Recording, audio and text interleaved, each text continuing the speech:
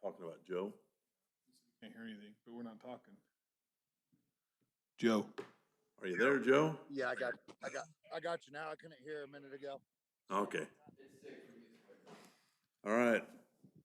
I'll call this meeting to order. Will you join me with the Pledge of Allegiance, please? I pledge allegiance to the flag of the United States of America, and to the republic for which it stands, one nation, under God, indivisible, liberty and justice for all.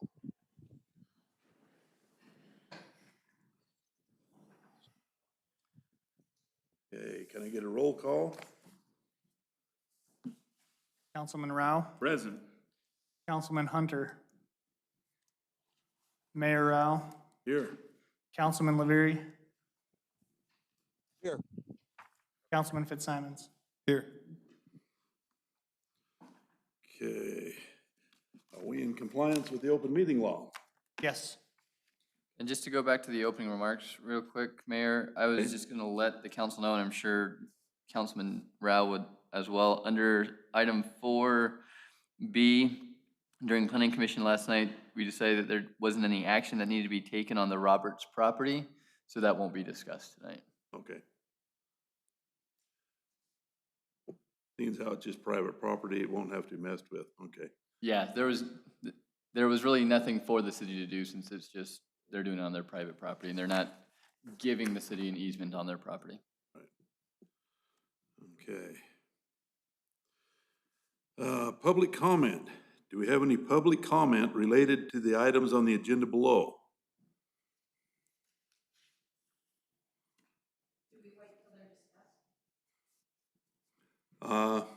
It's up to you, Mayor. Usually, We can do that, I guess, if we need to, okay? Okay, if there's no public comment, we'll move on. Consent agenda. Question, I want the bills withheld from the consent agenda. I question one. Need to speak in the mic so we can hear you. Question one of the bills on the consent agenda. Okay? Okay, I've had it explained to me by the city foreman. Have you seen them? Yeah, the binoculars. The binoculars? At our last meeting, we discussed getting automatic meters so that we wouldn't have to read the meters at all. And now he orders 5 pair of these to do it. He explained to me why and everything, but I still can't go for it. If there's a pair of binoculars over in the shop, should be checked out to anybody that's reading the meters, in my opinion. They shouldn't have one in every vehicle. But that's just my opinion. It's up to what the rest of the council thinks. Is there? Tommy, it's Joe. I agree with Tommy. I don't really like the reading of the binoculars anyway. I mean, I personally had my meter in the past, not under grant, but I had an $800 bill one time over the binocular thing. How soon are we to those those automatic meters? I mean, that's kind of an issue as far as. So there was some talk last meeting about the automatic meters and how long it will take to get you guys to agree to the purchase of them and how we're going to fund that and roll it out.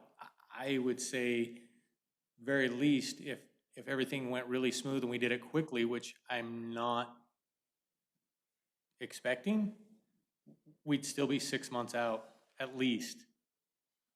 So It probably depends on the lag time in ordering that stuff. it does, and it depends on funding, how we want to go about that, Yeah. because if we want to wait and see if we can get some grant match funds, that's absolutely going to take longer. And I totally agree with that. In fact, I would say it's probably going to be more like a year out just to get them after we order them. Well, that's what I'm wondering, is how Yeah. long it would be to get them. Yeah, 'Cause- I have no idea on that. Yeah, and, That's if they had everything in stock and went quickly, I would say we'd be 6 months at least.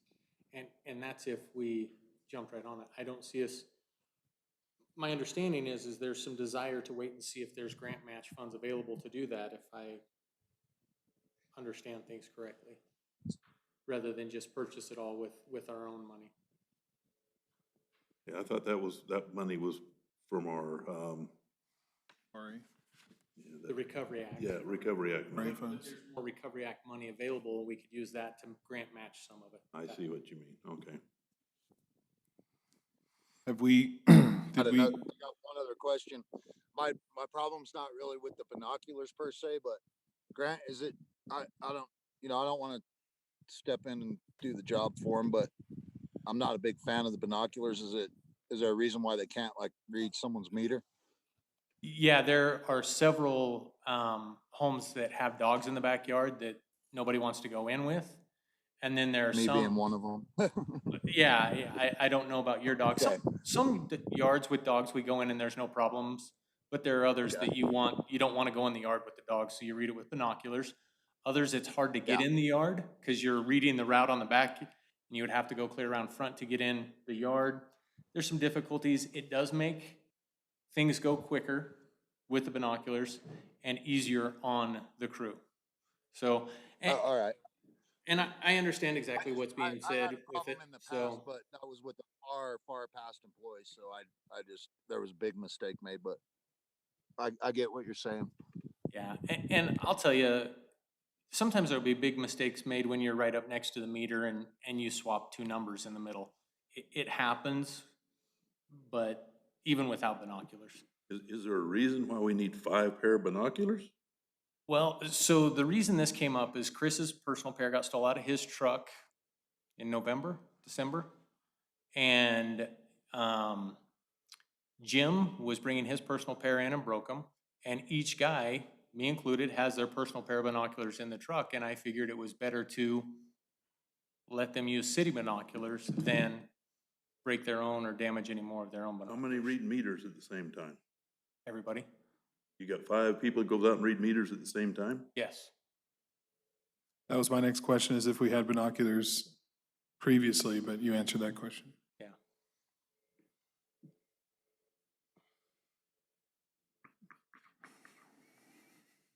Okay, so what do we want to do? We want to cancel the bill then? With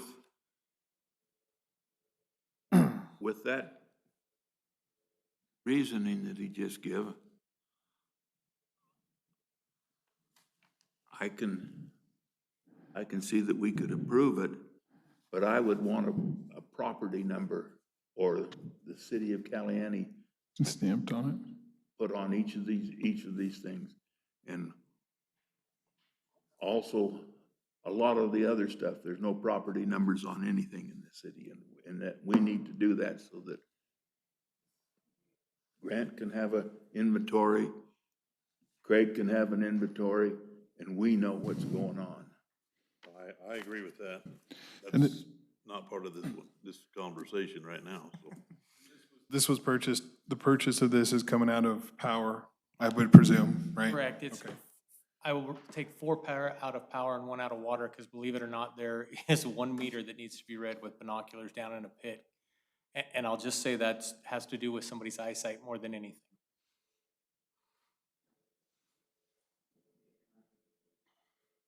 Okay, I move we pay the bill, or we approve the consent agenda. I'll second the motion, and one comment on the meeting minutes from last time. I think Craig did an excellent job with those minutes, very detailed, and I couldn't find any mistakes, so good job. okay, it's been a motion and a second to approve the consent agenda. All those in favor? Aye. Aye. Motion carries.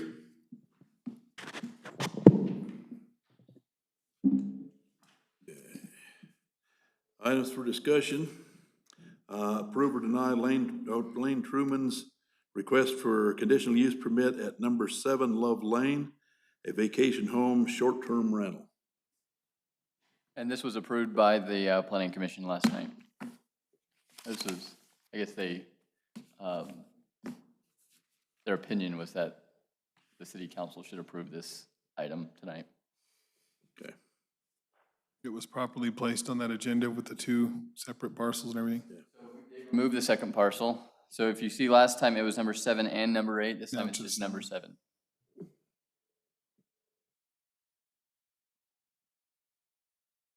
Okay, I'll make the motion to approve Elaine Truman's request for that conditional use permit at number 7 Love Lane. I'll second it.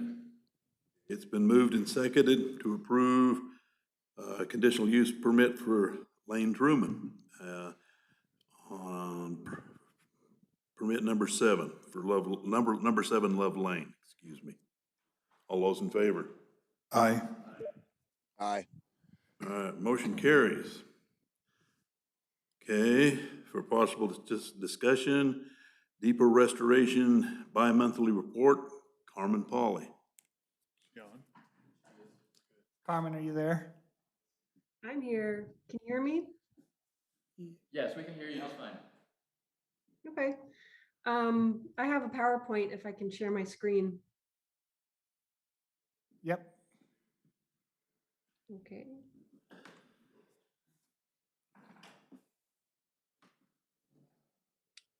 I'm getting a message that the host disabled the participant screen sharing.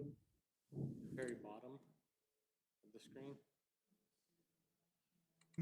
Right, I get a Zoom message when I press that saying that That you're not allowed you to. have, right, exactly. I can, is it a PDF or is it actually a PowerPoint? If you hit the green arrow at the bottom, will it give it to her? It's a PDF. Let's try this. Try that again, Carmen. There we go. Good call, Grant. Hmm.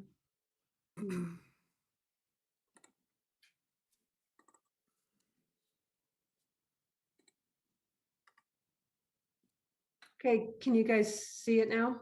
Yep. Great, okay. So just for anyone who doesn't know me, I'm Carmen Pauley. I'm the architect with Heritage Architecture and Planning, and we're the ones that are doing the CDs for your depot restoration. And thank you for having me here tonight. The last time I presented to you guys was in June when I was actually there. So tonight I'm just gonna give you a quick update on our progress since June and talk about next steps. So we'll start with the project schedule. It sort of outlines, where we are at this point. We've made some good progress. We did 2 field survey trips. We finished the historic structure report. And we have also been working on the CDs. So we submitted the 50 and 90% documents to you already. And the thing that is coming up is the submittal of the final 100% documents, which I have scheduled for tomorrow. So that brings us to the next steps, and this is where it starts getting good. So the first thing obviously is to finish up the construction documents, which I just mentioned we're going to be submitting the final set to you guys tomorrow. I put in the schedule that you would have 2 weeks to give it a final once over and approval. We also need to finalize the specifications, which I'll talk about a little bit more in the next slide.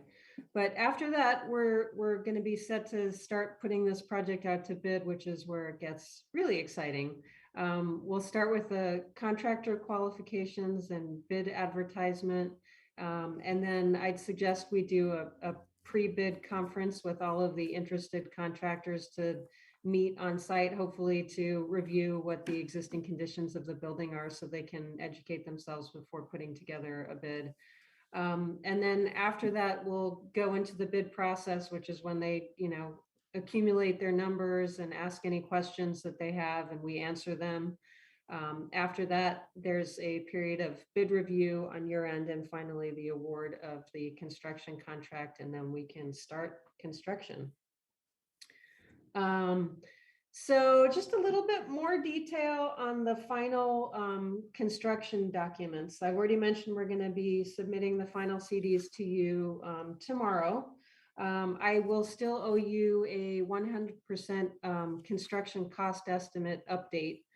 We submitted one after the 50% CDs, but this will be the update that it will include the added scope items, specifically the arcade restoration. And it's a good way for you to, establish a final budget for the project, and, and for us, once we get the bids, to compare what we assumed would be the price with what the actual prices are.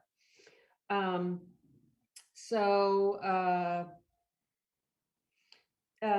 I submit the CDs to you, you guys have 2 weeks to approve it. And during that time, I think we'll also start working on the Division 0 and 1 specifications, which are called like front end specs usually, or general conditions.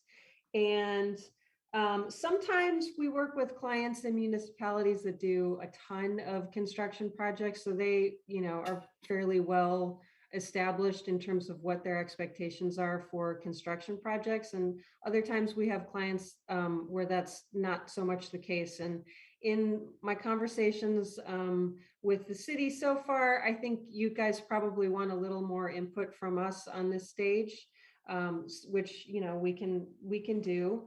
And I have already sent Linda a copy of the various sections that you might want to include, but I think what I should do during this stage is sort of identify what I think you want, and take a first crack at editing the specs for you. And then after that, we can review and make sure that everything meets your requirements, because there's a lot of things that are really specific to how you guys want to manage the construction, like, where can the contractor lay down materials?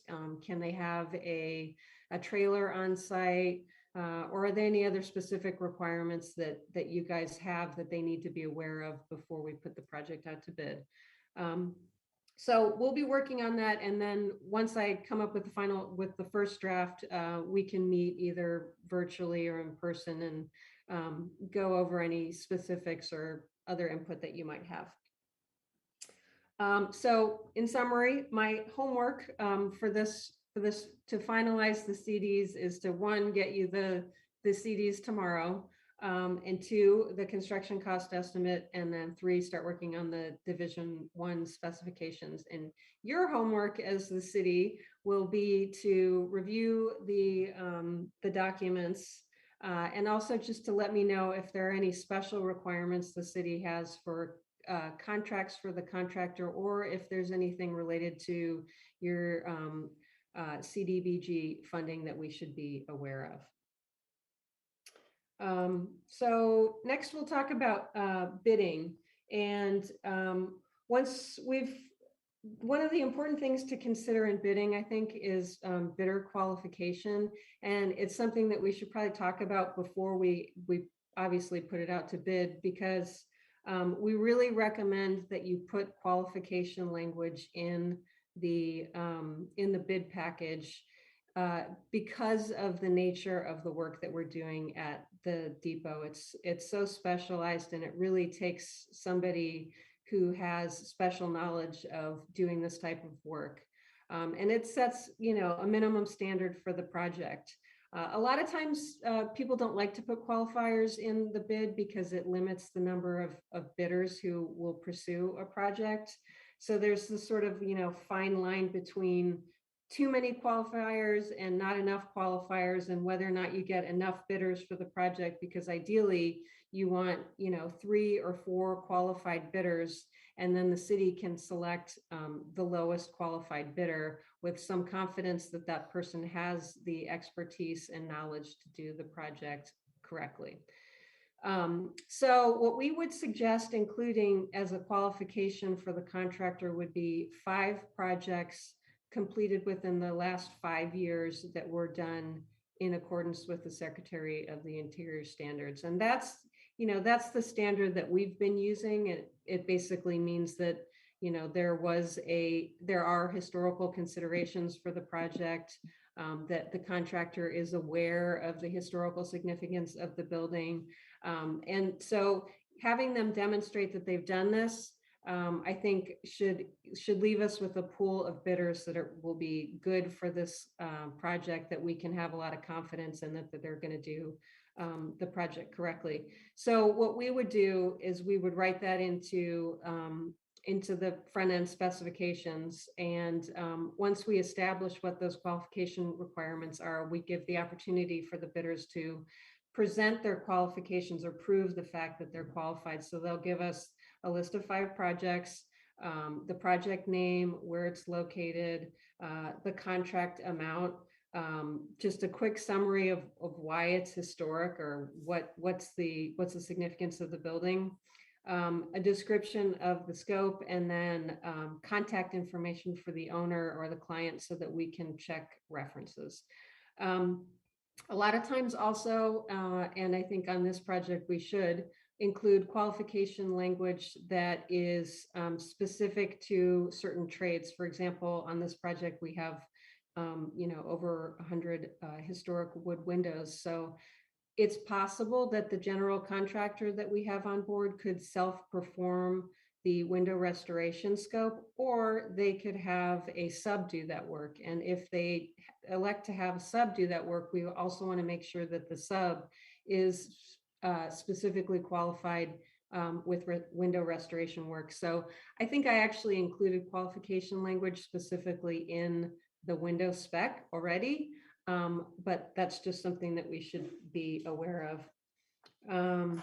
Okay, so after that, after we've gone through the bidding process, we'll be ready for construction, which will start with the contractor selection, obviously, and contract approval. We would have a project kickoff meeting at the job site. Ideally, that would include, people from the city that would be responsible for the project or most interested in the project. It would include me. And it's just a way to introduce all the team players, tour the building, talk about any specific procedures that are required, talk about schedule, and just get the project started. After that, we'll start sort of pre-construction, where the contractor will submit, they'll do their submittals and any RFIs. As we get into construction, the contractor will also do mock-ups, which we'll review. In our scope, in my scope, I have planned to be there at regular intervals during construction, just to verify and observe that the contractor is doing everything in accordance with the construction documents, and that there aren't any questions or anything like that. As we're finalizing construction, we do punch lists and other project closeout procedures, and then we are done. So that's pretty much it. Let me know if you have any questions, and thank you. I got a question. Who's gonna make up the bid package? I didn't hear the first part of that question. I'm sorry. Who is gonna make up the big bid package? Well, okay, so the bid package basically includes the construction drawings and the technical specifications and the front end specifications. So, and it usually includes, instructions to bidders and stuff like that. We will be the primary author of it, but there will be some elements that the city is going to want to give me their input on. And I assume that you guys are going to want to dictate what the contract language is for the contractor, but we can work that out. I mean, I would say that I will take the lead in providing all of the elements of the bid package with input from you. Good, thank you. That's what I wanted to know. Yep, I believe that was part of the contract with Carmen and their firm as well, as they could help with that bidding process. Carmen, it's Councilman Sean Fitzsimons. If you back up 2 slides, if you can, to you said suggested qualifications. We're talking 5 projects in 5 years. I know that's suggested. I mean, that's cooking as far as, project start to completion. Are you saying that's just a great suggestion, or would you say even 3 or 4, depending on project? And in your professional opinion, are there, contractors out there that can fulfill some of those qualifications? Yeah, I actually had a conversation with a contractor that we worked with near Reno, and they're based in Sparks, but they do projects all over in California and elsewhere in Nevada. So they did say that they were interested in bidding.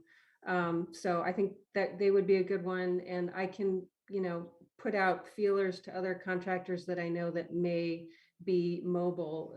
Of course, since you guys are sort of somewhat distanced from other cities, I think that hopefully there's a couple contractors in Las Vegas who would be interested, and maybe some in Utah. I'm not too versed on contractors in Utah, but we did do a project in Las Vegas recently. And I can get the contractor information from that and forward them a copy of the documents so that they know that it's coming. So it is tricky. I mean, especially with your location, getting qualified bidders. But the problem with not using qualification language is that you get these very qualified contractors, like, for instance, the people that I know in Sparks, who would be reluctant to bid it if there were no qualifications, because they assume that, a low bidder who really, is probably going to underbid it will get it. So it is kind of a benefit, in addition to just making sure that you get somebody who's competent, just to encourage those people to be the ones that bid. Yeah, perfect. Thank you. I was concerned about that too, with our, I guess, rural disposition, being away from people. So thank you. Yeah, I mean, we can talk about what the specific requirements are. Maybe we don't do 5 projects in 5 years. Maybe we say 5 projects in 10 years. Like, if you know that there's a market for that, I mean, I'm sure there's clients or contractors that have done that. So, like I said, I trust your Yes, professional there are. opinion. Carmen, you and I spoke about this. This is Ken Dixon. We spoke about this earlier today. And one of my concerns is this is a very specialized field, what we're doing here. Have you had any preliminary interest in contractors wanting to bid on this? The only person I've spoken with is that contractor out of Sparks, Nevada. I have not reached out to anyone else. But now that we're done with the CDs, I think it's a good idea to see what's out there. And certainly on your end, if you have any recommendations for people who have done work on the depot maybe before, or anyone else that you're aware of, we should before we release it, sort of alert those people that it's coming, so they'll know to look for it. Okay, that's good. Can we set up a time next week when you'll be available to discuss this further? Absolutely, yeah. What time would be good for you? Let's see.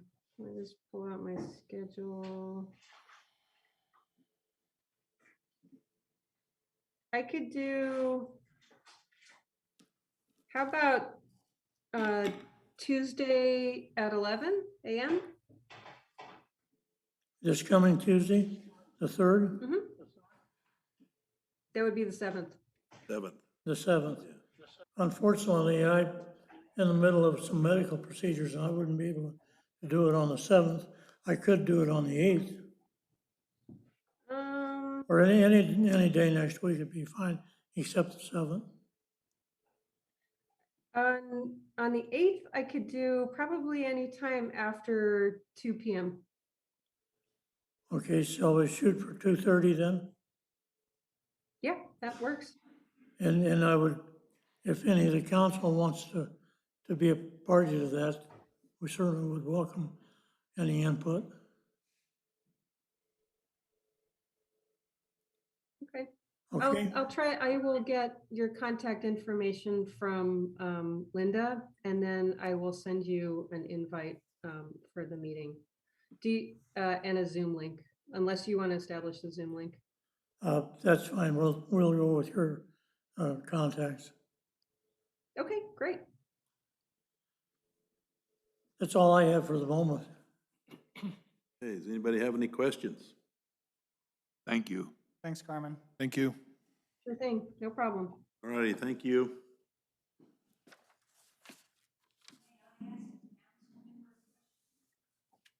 Yes.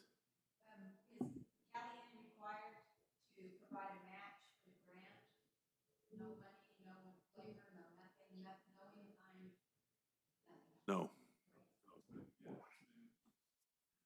Not with this one, anyway.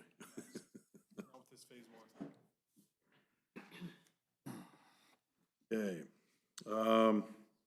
Update concerning ongoing grants administration, CDBG Depot Grant. Yeah, I don't have anything further to add to what we just heard, so.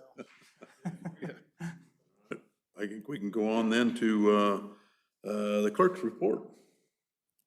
So we've been busy. Over the last couple of weeks, I've had a lot of meetings with different individuals, plus we had League of Cities that I attended with Councilman Rao and Grant Perkins and our attorney, Franklin Katchke. That went well, and my wife had a baby, so there was another day there where I was out of commission. All that went well, so really it's been a lot of meetings and kind of getting up to speed on some of those things that are going on. We've been working on tightening up our adherence to our policy for utilities, our billing, the shutoffs. I know that's not necessarily a fun topic, but we are striving for consistency in the way we apply all of our billing and, I guess, the adherence to our policies. I think that will serve the city far better than any type of wishy-washy trying to accommodate individuals in different circumstances. I know that different circumstances come up, but I believe that will better serve everybody if we stick to our policies. Other than that, we've been going through different processes that we have here at the city, evaluating and looking for any changes that we can make, improvements, and then still just working on catching up on the finances. Any questions? Okay, thank you. Public Works Manager's report, Mr. Perkins.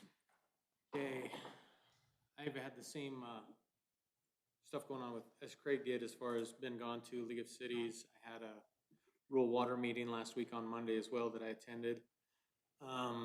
In the water department, in the last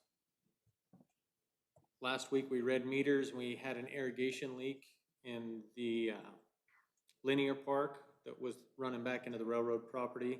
We've got that stopped and ordered parts to repair it. As soon as the parts come in, that'll get fixed. In the power, we also read power meters last week, and the list of lights that Councilman Rao gave me, the power district was here. You gave me that list on Thursday, and on Monday they showed up and they worked on, maybe it was Friday they showed up and worked on lights because I was gone Monday. It's Friday they showed up and worked on lights, and they were able to fix 7 of them, and we ran out of light bulbs for the pedestal lights. I've ordered those, and as soon as they get here, I'll let the power district know, and they will be going after more lights. One of the things I found out that I didn't know is the high pressure sodium lights. When they start to get old, before they go out, they come on and off. And I thought that was a ballast issue that they would have to deal with, and they're explaining to me that it's actually the light bulb getting ready to go out. So that's where you see some of the lights out, and then I see them on later. We're hoping that's a light bulb issue, that they'll just be able to change out light bulbs and we'll be done with those ones. the garbage truck. In the last couple of weeks, we've cleaned out the compactor and we've cleaned out the radiator and intercooler to try and keep from having overheating issues with it. In the parks, the guys have been keeping up on mowing and sprinklers. They've done a lot of work on the walking path and the irrigation system, getting it up and getting it cleaned out and weeds done along it. And they've also done over by the pool in the bike park and the trail that goes behind Super Park. They've cleaned the weeds up back there as well. Our regular crew did the weeds here on Rowan Drive and between Rowan and Clover Street last week. And they've started working on the industrial park property that we've sold to Battleborn Butcher Block. We agreed to do a rough level on it, and they've been working on that. We first scrubbed all the weeds off of it, and they're working on getting a rough level there, but it's a lot of material to move to get it to about a 1% grade across it. So it'll still flow water and not be perfectly flat, but we're getting that done as well. I know there's been issues with the weeds. I've talked to Councilman Laveri, and he got me in contact with one of his guys that is still here to get an honor camp crew to come down and work on weeds and do stuff is $740 a day. My thinking at this point is we would like to do some work at the sewer ponds as well with them, to have them up on top of the banks and grub off the top of the banks of the sewer ponds and take care of that. To go ahead and do 4 or 5 days, but we've got to figure out how we fund this to get it done. No matter who does it, it costs money, and we don't necessarily have a budget to take weed control out of. If we're doing one of the streets, between the street and somebody's fence, we could take it out of the streets budget, but once we get into alleys and we get into anything on Highway 93, we don't get any taxes for that or any income for that. So I don't know where we start talking about taking that money from. It becomes a concern that we didn't budget for. Used to be that we had the honor camp crew, when I started here, once a week, and then it got cut down slowly over that time to where we don't have an honor camp crew. And that was all paid for out of the garbage fund, because they went and tipped the dumpster or the trash cans on the day that we had them here, and then we got the rest of the day for them to do weed control. But we have lost that completely, and we have a hard time keeping up with all the other things that we have going on. So I don't know if anybody here has any ideas or any direction that they want to give us on how to handle that. At our planning commission meeting last night, we had a citizen that complained that one of the employees would take a gator and would hide out all day long, and there was no supervision at all. I can tell you that our gator has rarely left the shop in the last 3 weeks. We're talking about this summer. Okay, so it was one of the summer employees that we had that was a temporary, is what you're saying? I just don't know who it was. They said it was an employee this summer. I can tell you who it was. I'm not worried about who it was, but when you give somebody a task to go do, you expect them to go do it. I don't feel like I should have to check up on everybody all the time, but obviously I need to pay more attention to my summer help. You do. So, but I do know that things were getting done. The things have shown that I've sent him to go do. So I don't know if he was taking too long on them or how that was going. I don't know either. This is just a complaint that was brought before the planning commission. Okay. Another question I have for you. What type of clothes can your employees order on their clothing allowance? I don't know if that's spelled out in the CBA or not, but we discussed it, and I believe it was anything for work. We approved some underwear, and I just wondered if that's approval for work or not. So the underwear in the past, it had been approved. We talked about work clothes, anything that they would be wearing to work. If you'd like me to scratch that from there, I'd be glad to. I just asked the question. I don't know. And I don't remember what the CBA says, but I believe it says anything that can be used for work-related clothing. So I can see the issue there, yeah. Do they use all their clothing allowance every year? So we've been doing this for 2 years, Hmm. and they have, yes. Okay. Maybe it'd be better at the first of each year if we just give them a check for their clothing allowance and not worry about paying each shirt bill that comes in, or each underwear bill that comes in, or coveralls that comes in, or something like that. Maybe, what does the council think of that? In regards to the foreman's crew.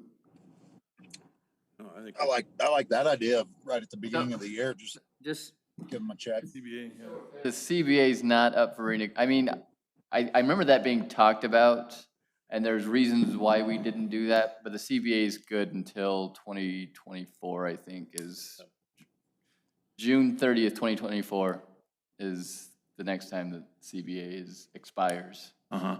So, and that's something we can bring up next round of union negotiations. I guess what I'm saying is, I don't think it's important enough to open up negotiations No, for. but But we can make note, and we'll bring that up next time we have CBA negotiations. But wouldn't it be appropriate to give them a check at the first of the year for that year? There was discussion, and I don't remember because it's been a year now almost, but there was discussion of doing that, and there's a reason we didn't do that. I don't remember the reason why specifically, but Okay, there's a reason why weren't just gonna give out the check. okay. In regards to the underwear, I did see that as well on the bill, like a boxer brief. I believe that's like moisture wicking technology or something. Maybe they're keeping cool. I don't know. But make sure you put that in the minutes. Moisture wicking It'll be technology. there. Just a question I had. Thank you. okay, any other questions for Grant? This isn't a question, but Grant and I spoke about the stop sign on B Street that I brought up a couple weeks ago, and he does have the stop signs. They were ordered, they're in, and that's on his list. Yeah. And they'll be done soon, next couple days.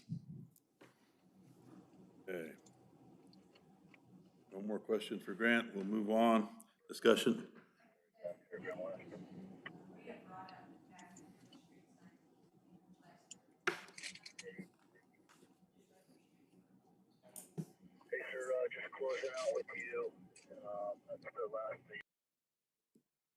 Sounds like a radio.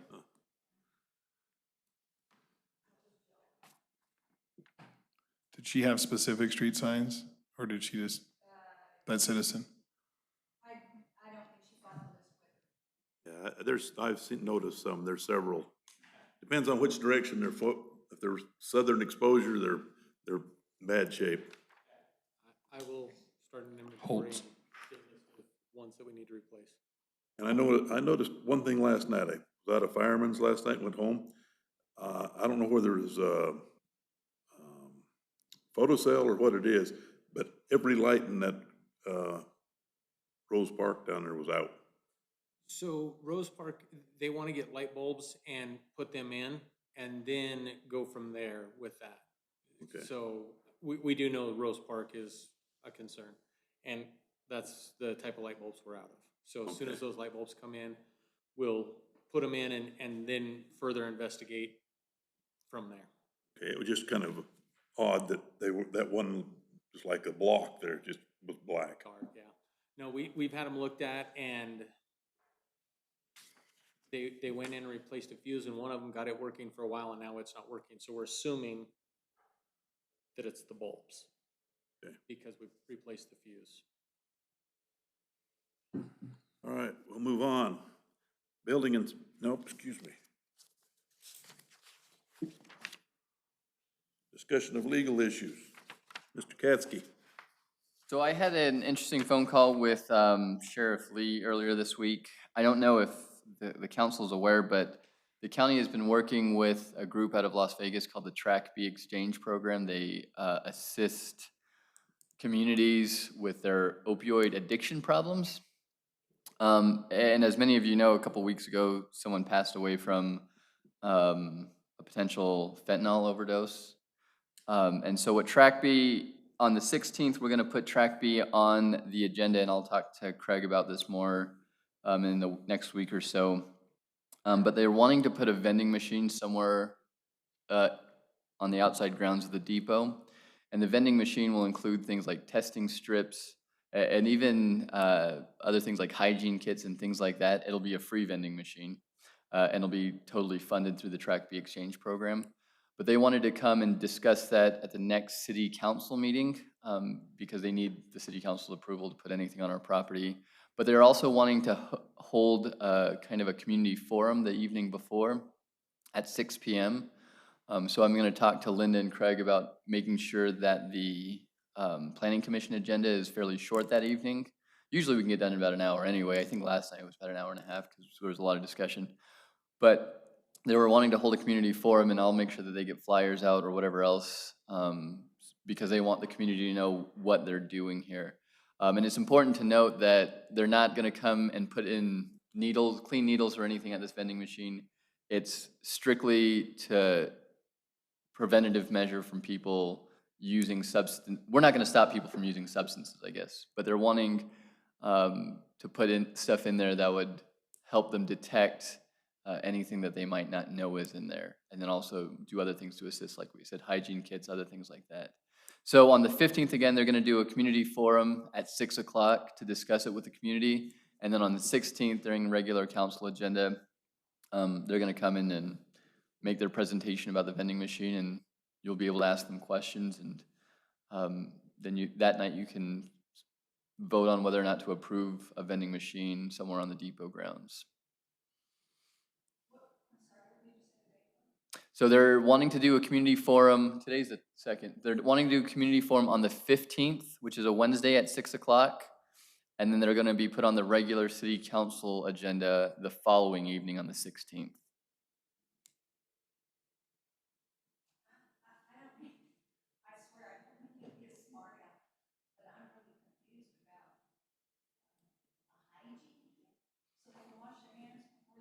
Well, it'll have two, so I know not a lot of people are familiar with substance abuse disorders, but it's pretty common for people with substance abuse problems to neglect hygiene because they can't afford it anymore.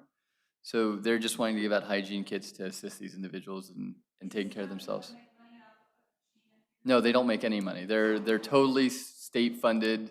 Actually, I don't even know if they're state funded. I think they're privately funded, but they're out of Vegas.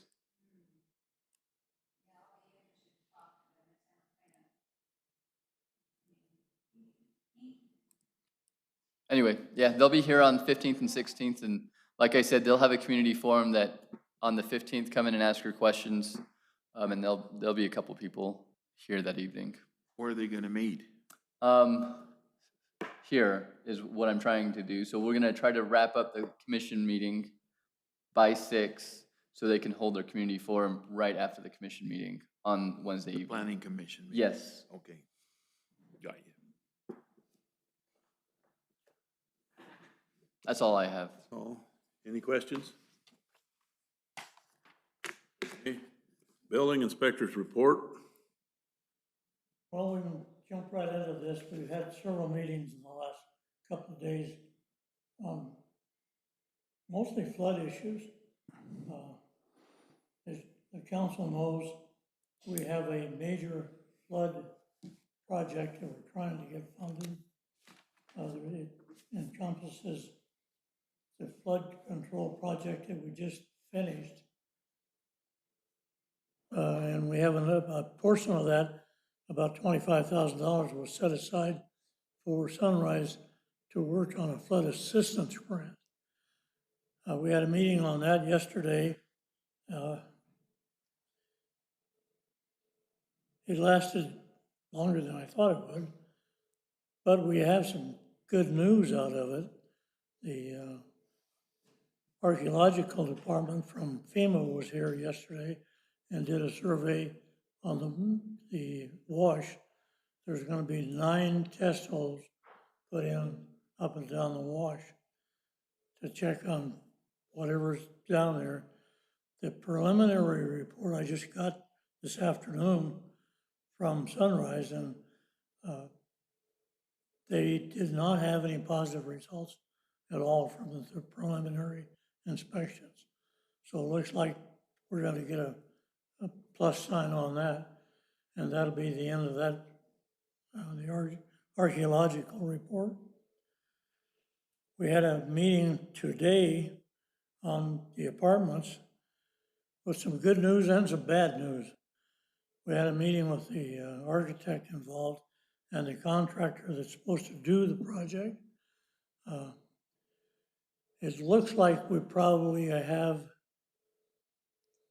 a handle on getting the FEMA money. So we will have some information on that by the end of this week. Well, end of next week now, this week's practically on. But I talked to Sunrise again on that this afternoon, and we have what's called a LOMAR on the grant money. We have to submit paperwork to FEMA to get the funding for the contractor to do the work on the rehab of those apartments. The good news is it looks like, well, let me give you the bad news first. The bad news is we got an email from the state who is in charge of handling the money on this for FEMA, and they gave us until the end of this month to get all of our paperwork completed, or they're just gonna shut the project down. They've had a total rehab of all the people in FEMA that handle this sort of thing. Everybody retired out of the whole district. Evidently, they retired all the crap that's going on. And they just, all of the whole department more or less quit. They retired. Everybody that's there is starting brand new. So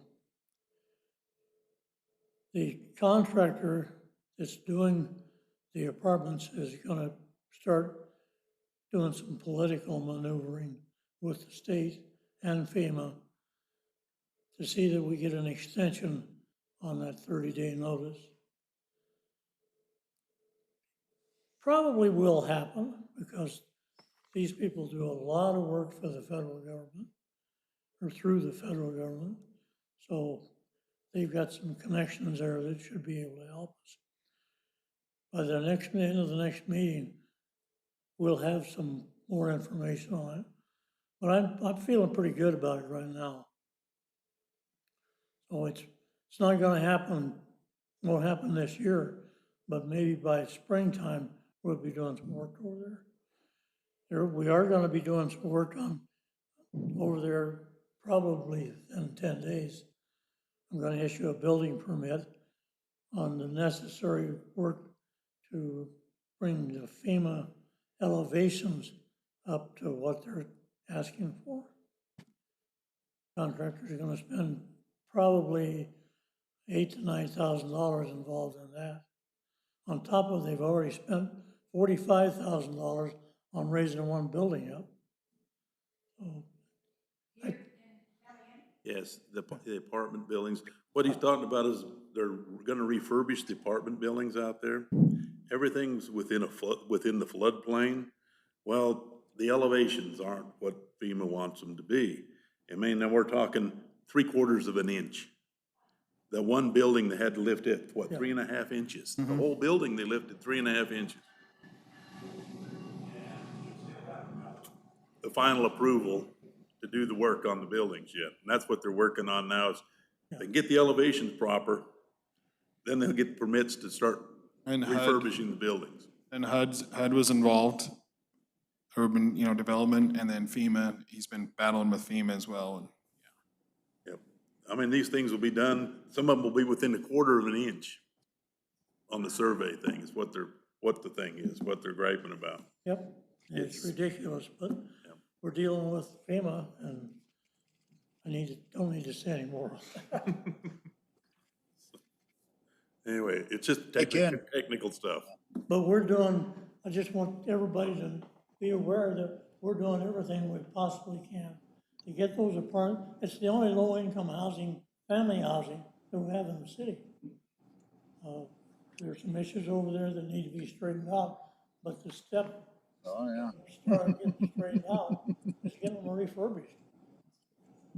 So that's what we're working Hey, on. Ken, That Joe? Kenny, Yeah, Joe, yeah. Could you, in your travels, could you take a look at Tops Tires? I mean, I can get a formal complaint done. I'd rather not do it, but the outhouse they have is next to a citizen's yard. Maybe they can move that. And it's basically turning into a junkyard, not an auto shop. And there's a citizen I know personally that will file a complaint, but would rather not. yeah. But I the had place, just for I mean, everybody's the lady information. keeps a nice yard. The lady tries to keep a nice yard, and I mean, that place is a disaster. So And I it's a totally, hazard. The Yeah. building should be condemned. That's standing more than likely. I mean, maybe you could look at that. Tires everywhere, junk cars everywhere. It's a junkyard, not an auto shop. Right in the middle of the city. well, they have made Maybe they could improvements build a on, fence. I don't know when you looked at the tires lately, but they have made improvements on the tires. I gave them a notice on The that. whole, well, Well, and I have talked, maybe they can make Bert Cox improvements still on other owns all things. that property. I have had conversation with Bert Cox on that toilet issue, and he is gonna be working, originally, the old even have garage a building business? there. Do has you a- even have a business without a bathroom? That's what they're I mean, doing there's right no, now. The plan was that he was gonna refurbish the old garage, because it has a bathroom in it. And he has agreed to do that with me. So we and are, I got one other question too.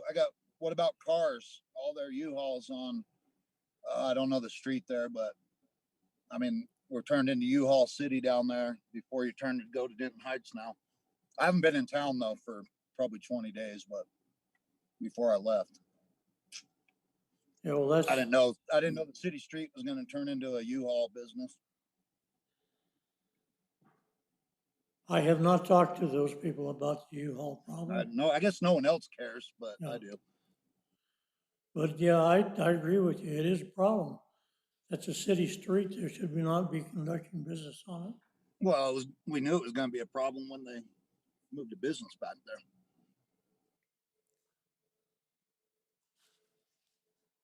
But for your peace of mind, I will talk to them tomorrow. I appreciate it. I can get you a complaint on Tops if you need one. Yeah, no, I agree The with you. citizen would rather not do that, but they are willing to do it. Yes, ma'am. I was hoping Jamin would be here tonight, because I didn't want him to think that I was trying to talk behind his back or anything, but I think you guys are gonna have a heck of a time getting people to comply when you got a city council member with cars piled up all over his yard. He's reaching into the groundwater. I mean, that's pretty bad up there, and his neighbors are not happy, but everybody's afraid to say anything, because we're all related and we're friends, and we don't wanna hurt anybody's feelings, but that issue really needs to be addressed before you can get after anything else. That's my opinion.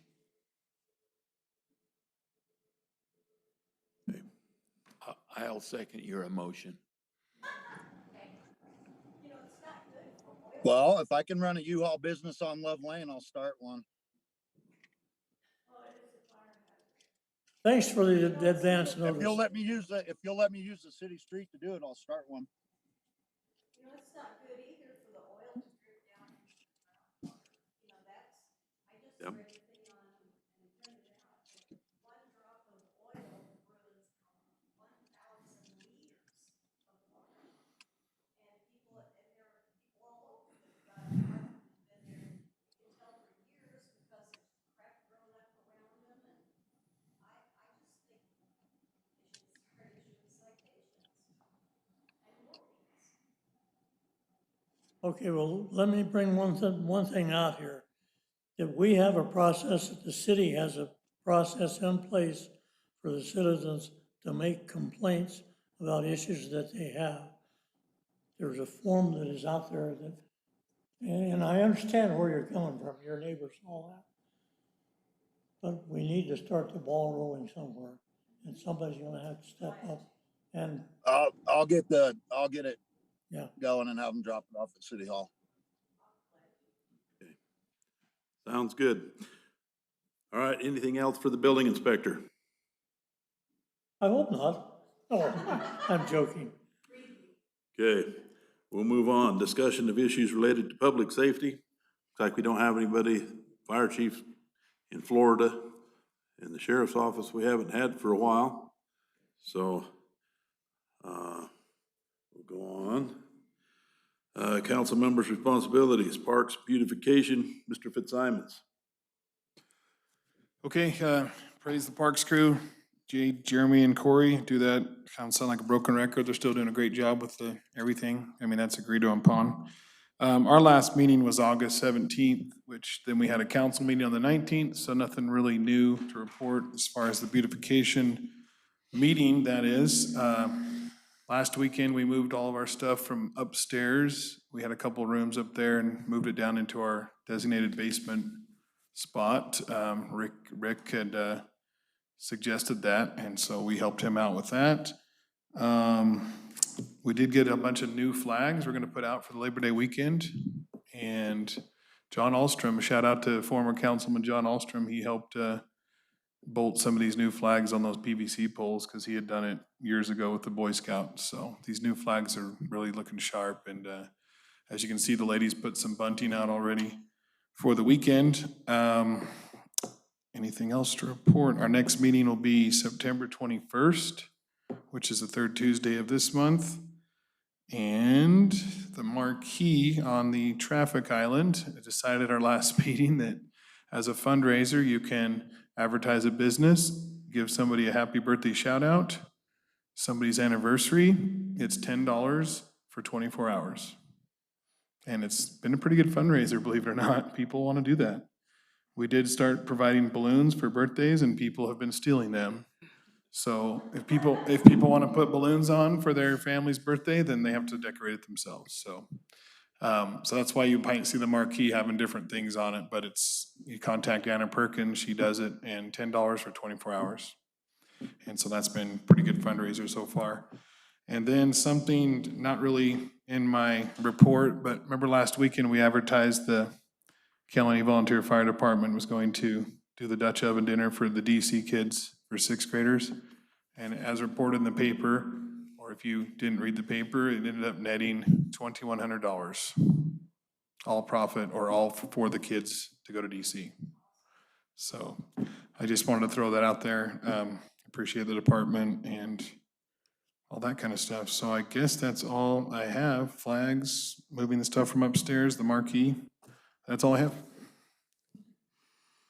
Any questions for Sean? Okay, community development and planning, Councilman Rao. All right, we attended the planning commission meeting. It's been talked about already. One of the street signs have been mentioned.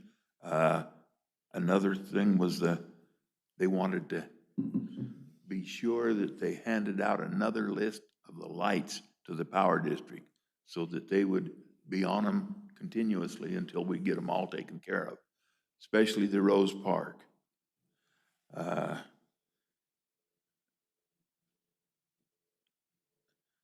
Been to the League of Cities last weekend. It was a lot different than the other 17 times I've been to the League of Cities. Usually they have large breakout sessions that are sanctioned by the University of Nevada, and you can get credit for them there. The best thing that they had was on Friday on cybersecurity. The FBI was there. Their head man in the state for cybersecurity was there and give a talk. The head person for the state of Nevada on cybersecurity was there, and he gave a talk. And also the head person on cybersecurity for the city of Las Vegas was there. And I wish you two had been there, because that was, I thought, was the most important thing in the whole thing. And that's all I have to report, unless you want to hear about our fire chief. He had a vacation planned, and he had tickets and stuff several months ahead of time. Last Wednesday, he flew into New Orleans, and as soon as he hit the ground, he heard the weather report where the cyclone was coming in. So he immediately rented a car, and before nightfall, he had driven 600 miles to get out of the storm track. Anyway, he's spending his time in Florida now on his vacation. And I don't have any more to report. Any questions for Tommy? Okay, tourism, Boxcar Museum, Mr. Laveri. So I haven't been in town, but, in my travels, I've been out kind of looking at different ideas, like I said in the last meeting. And anyways, Steve, I talked to you about possibly doing something with the old movie theater. And when I was in Salmon, Idaho, I don't know if anyone's been there or ever seen this, but it's exactly what I was talking about, kind of an outdoor indoor park. And it was called a history park. And so I got some pictures of it and stuff for when I get back, but it was pretty neat. Honestly, I think it'd be a great idea for that old movie theater. It was pretty cool. And I guess it could be possibly tied into the Boxcar somehow. I know they're two different locations, but finding a way to get that done and getting a grant or something. But it was actually, I got a bunch of pictures of it. When I get back, I'll have them for the council meeting when I return. I think you'll like that. I think the other council members will like that. I don't know if anyone's ever seen it before or been there though, but start working on that.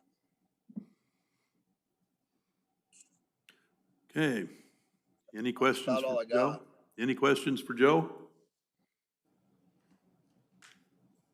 All right, thanks, Joe. We'll take a look at that stuff when you get it back. Yeah, it's interesting. It'll be an easy thing to do too, low budget. Okay, public utilities, Mr. Hunter, is he online? No. Okay, and I think Grant's probably given most of what we need to have for him anyway. Do you have anything to add? I do. I forgot to mention that a couple of meetings ago, I said I would be gone in September to National Rural Water. I will be gone the week of the next meeting. I'll be traveling home that day. So I don't think I will be at our next meeting, just. Who's taking over in your place? Who'll be in charge? Chris will. Chris.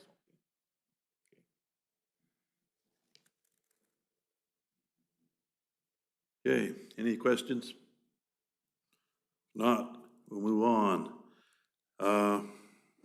My report, I've been in a couple of meetings with our building inspector the last couple of days with these different places.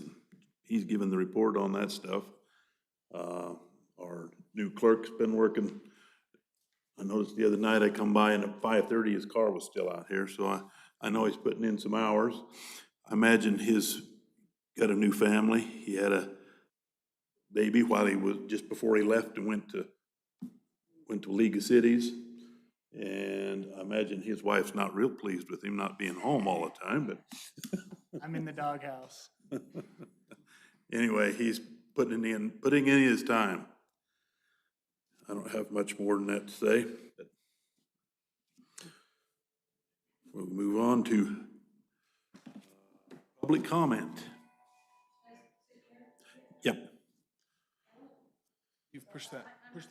Sure how It's- all of this it's- is working. You might as well pull that thing down a little bit. There you go. Okay, so Eve Whittle, Coverwell Whittle. So I'm here to talk about you. I don't mean to, slam you or anything like that, but I want to tell you what some of my concerns are. So I don't know if you've approved this raise or not. Now, we're in the process of doing performance don't- evaluations and Yeah. stuff. I don't have a problem with anybody getting a raise. Here's my problem. The 6% increase in utilities that's going to take place. We keep having these little incremental utilities. It's apparently we're not able to keep our heads above water, and I need to sit and talk with everyone to get a firm grip of what's actually going on. But I don't understand how we can say on the one hand that we don't have money to cover utilities, but we have money for an $8,000 raise. I mean, everybody deserves a raise. I'm not slamming you for that, okay? I'm not.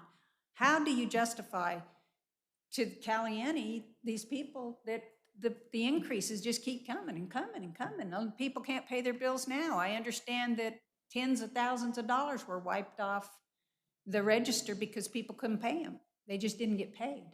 So how are they going to pay another additional 6%? So, I wondered the big property that's going to be the beef place, the slaughterhouse.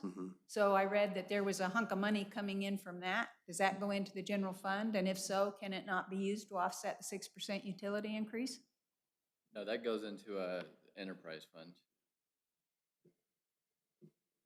So the enterprise fund, what is the definition of that? So an enterprise fund is money that is made by that enterprise alone. So for example, I'll use the jail. It's a county jail, it's not a city-owned thing, but the jail is supposed to run off the money it makes itself, if that makes sense. Because they used to have contracts with other counties and things like that, so it was always put in an enterprise fund. And so that's the same thing with our industrial park, is as we sell money, that money goes back into the industrial park fund, which is an enterprise fund, so it pays for itself. So then what will happen with that money coming into that enterprise? How much is that money anyway? It was like $22,000. 1,000? Yeah. So what happens to that? Well, I it mean- goes into that fund to keep up whatever needs to be done out there. Currently, my guys are doing a bunch of work out there. It's going to pay for fuel and man hours and equipment. Some of it is. You got water out there, you got sewer out there, power out there. It's for that kind of stuff. So that's my concern. I just have a real big problem with giving somebody a huge, that's pretty substantial increase. It's not anything against you. It's just the fact that I'm watching this, it's happening everywhere. It seems like we're starting to do to our citizens here what government's doing to the country. So I think maybe, and I'm willing to help. I mean, I don't know what I could do, but maybe we could go over the budget. Maybe there's some money somewhere that can offset this stuff. But something to think about, because there's a lot of folks out there that are struggling now. Thanks. I was just going to mention that I believe the last time there was a rate increase from Lincoln County Power District, we did absorb that one and didn't pass it on, but now we're about to receive another one. I need to get a firmer understanding of that whole process. I'm just interested. I'll be glad to talk Okay, with you about it. thank you. Do we have any other public comment? Okay, we need to schedule a date for our next meeting. That'll be on the, what, 16th? Yep, 16th for our next meeting. Same time, same place. Okay, and we got, Mr. Katsky had some stuff to go on that agenda. Do we have anything else that needs to be put on there right now? Yep. Because the theater was mentioned, are we still looking at bringing a list of properties that we're working on selling? Do we need to bring that list, or are we just waiting to get? So I need to find a second appraiser is what I need to do, and then we need to pass a resolution approving those appraisers. Yeah. Yeah, it's just hard to find someone who's willing to come out here and appraise commercial property for us. No, I understand, yeah. And Joe's he just got some ideas on this stuff, so we'll discuss that. And like I said, at a couple meetings ago, is when you get these things appraised, and then we can see what the market value is, and then, like, some cities and municipalities have even, lowered market value to kind of help stimulate business growth and whatnot. Okay. Yes.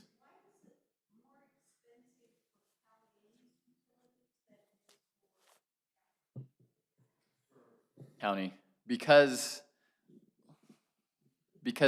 Lincoln County Power District is a wholesaler. And so since they're a wholesaler, they pass it on to their customers directly at a cheaper price. But we pay for power as the city, and they charge us a certain amount, and then that rate gets passed on to our customers, retail.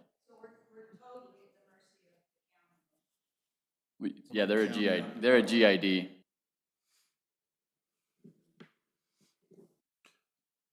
Okay, if we have nothing else, adjourn this meeting. Thanks, Joe. Yeah, have a good night. Be safe. Careful, I be gotta go. careful, Joe. Gotta go cut fire line all night long.